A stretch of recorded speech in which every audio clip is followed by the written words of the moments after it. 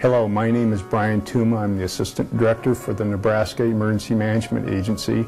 Today we want to take some time and have a discussion around emergency crisis response planning in houses of worship. A little background on myself. I am the Assistant Director for the agency. NEMA does reside within the military department and addresses issues on emergency management and homeland security. We report directly to the governor and the adjutant general to address those two important issues. I also have a background in law enforcement. I served 32 years in the Nebraska State Patrol, and prior to my retirement I had the opportunity and the privilege to serve as the superintendent for that agency. Today's discussion, we simply want to offer some information that might help you think about emergency crisis response preparedness. Today's discussion is an overview of three important considerations regarding preparedness. First of all, we want to look at individual and family preparedness, including the role of the rectory and the parsonage. Secondly, address emergency operations plans for your church, parish hall, and perhaps even your school or other activities center sponsored by your church. Third, the external ministry and mass care, and simply asking you a question, are you being called to serve in the disaster ministry? When we look at individual preparedness, I'm targeting this message at you, and I'm specifically looking at the clergy. There are a couple of things that we want to briefly mention here. One is that individuals and families should have a plan for their response to an emergency or some type of disaster event.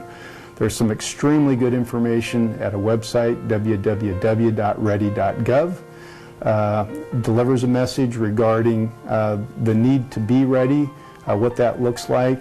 An important concept here is that people need to have a very realistic perspective on this issue. If some type of an event were to impact a community, there may not be assistance readily available. In many cases, it will be up to the individual or that family to address, their ability to weather the storm out, so to speak, and to respond until additional help or assistance can arrive.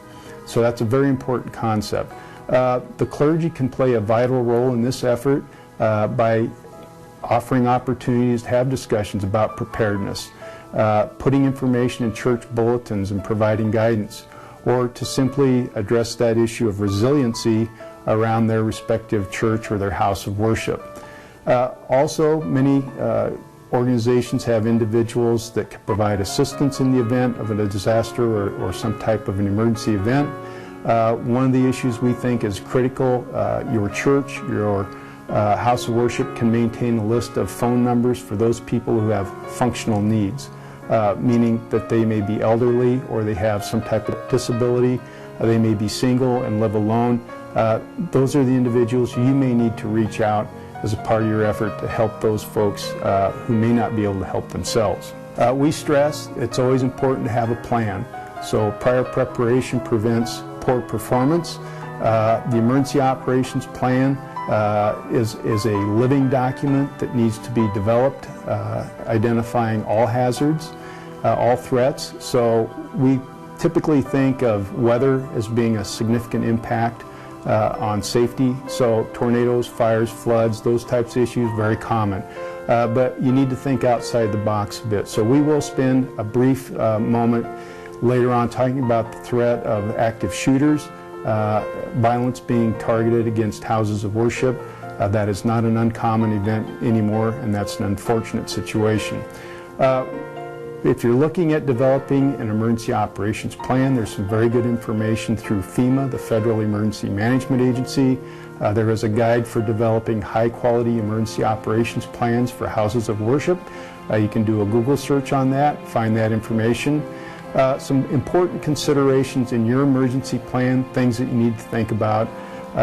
First of all, escape routes. If you have to have an evacuation of that facility, are the evacuation routes clearly marked? Is there adequate lighting? Are they functional?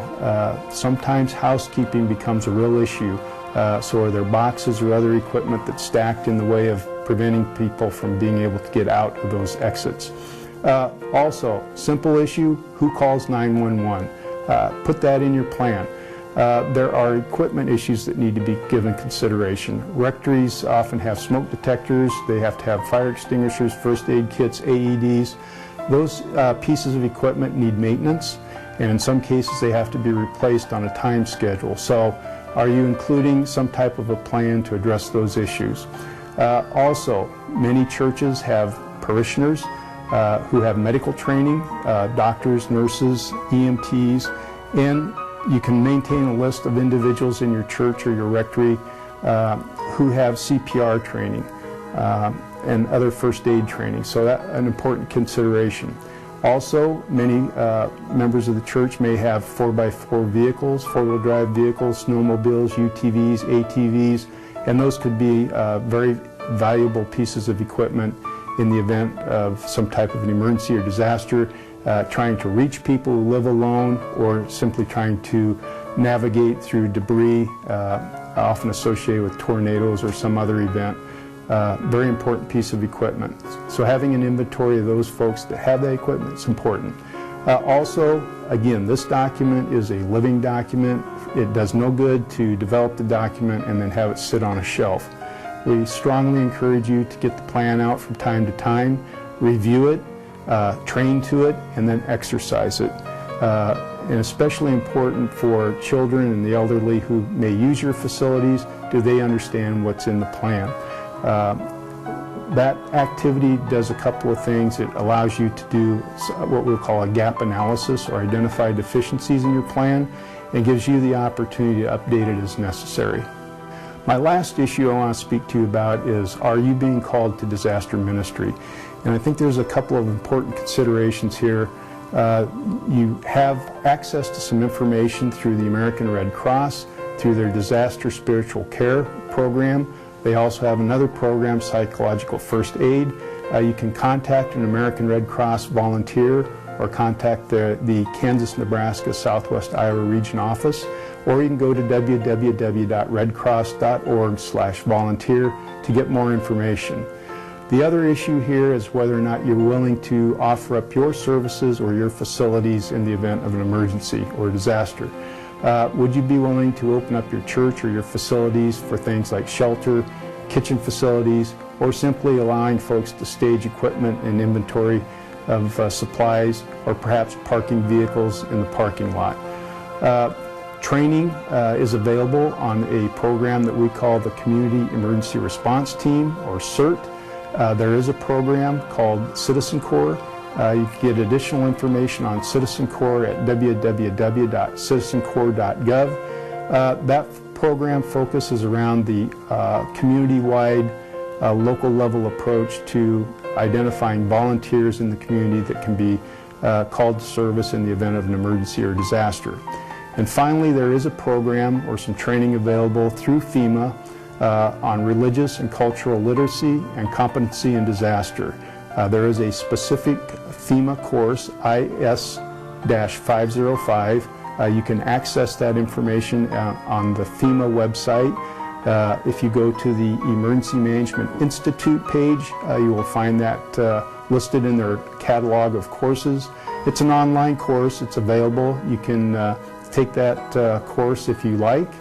But it gives a good overview of the role of faith-based church organizations with local community disaster and emergency management.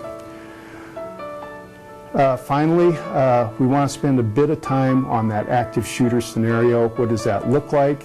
How does that impact a church or a house of worship? Unfortunately, FBI statistics indicate that houses of worship are high on the list of targets. This is not an uncommon phenomenon in our society today, so I think it's one of those issues that you should look at. Just a brief overview of what your options are in the event you are confronted with an active shooter scenario. First of all, you can run to safety, evacuate. You will have to evaluate that against the circumstances. Second option is to hide, go to a secure location, lock the doors, turn out the lights. And finally, if you have no other alternatives, your last option is to simply fight. You may try to swarm the individual or try to divert their attention in some way. But Unfortunately, those are your three options. Those have proven over time to be the best three options. But again, I think the reality is you do need to address some planning around that active shooter scenario.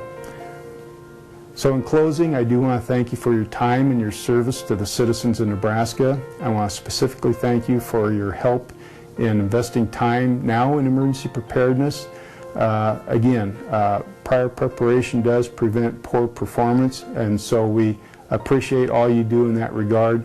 If you have additional questions or you would like more information, please feel free to contact me, Bryan Tuma at the Nebraska Emergency Management Agency, and the contact information is on the screen. Or you may reach out to Father Steve Thomlinson, who's been instrumental in the chaplains programs across the state of Nebraska. And again, you can go to nema.nebraska.gov to get additional information on all these issues that we've talked about today. Again, thank you for your time. God bless.